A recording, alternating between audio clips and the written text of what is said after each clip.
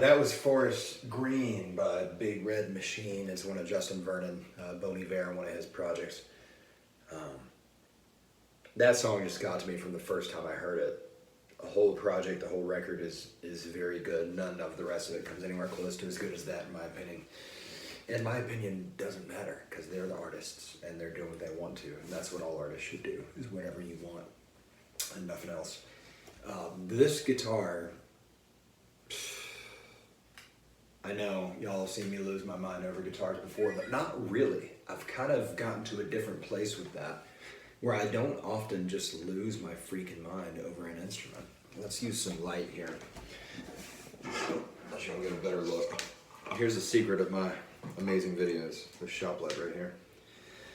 So I don't really lose my mind, over guitars that much anymore. I've played enough that I kind of know generally what I like. I'm basically kind of a Les Paul guy. I like mahogany and maple and mahogany necks.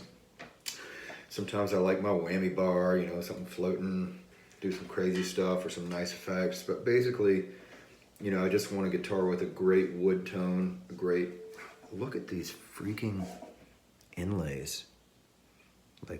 Sorry, this light blows. Indonesian craftsmanship. Somebody working on these guitars, this is what I get out of this. There's going to be more conversation about import guitars versus American, and I hate the verses. It's not about verses, but when it comes to your dollars, it kind of is, right? What I see in this guitar, obviously you can use good components, right? But somebody cared. People in that factory are really caring. Which means that Paul Reed Smith, and I mean the individual, Paul Reed Smith, is doing something really right, because that stuff starts at the top, but then all the way down through management and every part of the company. This guitar is unbelievable. Now, to be fair, you can always have a one-off that's great, so there were two of these at Guitars USA, the other one was blue. It did not at all speak to my heart the way that this one just I don't know that I've ever had the same level of I think I have to have this guitar. I think this guitar is meant to be a part of my life. I don't know that I've ever had the same level of that I had with this one. And I know it was not about some mental prestige thing because it's a freaking Indonesian made SE. But there were two there, and the other one didn't speak to me nearly as strongly, pardon me. But it was equally well made. It was equally well made from a technical standpoint. So again, I have played other guitars of a similar origin and a similar price point. I own another guitar of the exact same price point. This one's much better made. This one, I'm not going to say any more than that. Any of y'all who follow me deeply will know what I'm talking about, but this is leaps and bounds. I mean, it's perfect. This guitar is, I'm not hyper inspecting the finish, but the thing is, on lesser great made guitars, you don't even have to hyper inspect to find the flaws. There are no flaws. This thing, I don't have the camera to really show it off, but again, at least for your primary inspection, watch your head, Josh. It's incredible. My core PRS, I bought because I wanted it. and I bought for a certain branding thing for myself because there is a prestige associated with it. Right or wrong, it is what it is. You know, guitars are membership cards. When you buy a Paul Reed Smith guitar, it doesn't matter if it's a $450 SE made in Korea, you're a member, you're in the club. Maybe not at the same tier as when you buy a core model or a private stock, right?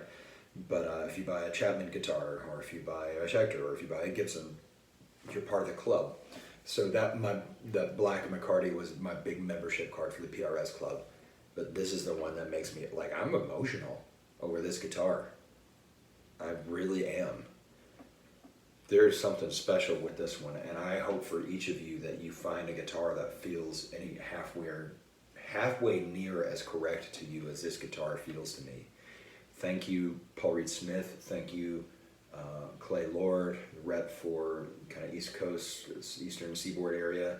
Thanks to Nakota Linka, also known as Chris Gregg down at Guitars USA, Jason Staton, Brent Collier, Bryce Collins. I think that's Brent Collier. It's Brent somebody. Sorry, Brent, I don't know you as well as the other guys.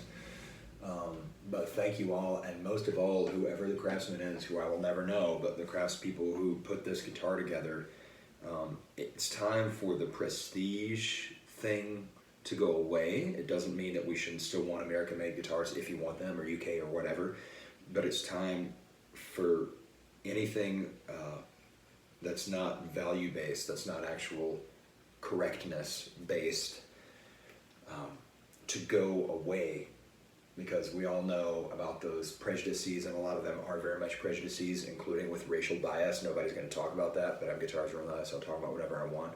There's racial bias to where when they were Japanese-made guitars, well, you know what that means, cheap, right? That's what it meant back in the day, in the 70s, and then that's just transferred to Japan, to Korea, to Indonesia, India, etc. It's just wrong, and it needs to stop. People go in and they do the best job that they can at the tier that they're paid with the resources and tools that they have. And let me tell you, I haven't seen a better made guitar from anywhere.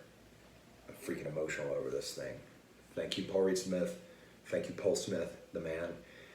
Everybody I mentioned here, and thank you so much to the craftspeople in Indonesia who made this guitar at Cortec Musical Instruments. I can't believe it. I can't believe the value. I can't believe this guitar. It's incredible. Bless you all for listening. Thank you. We'll see you next time.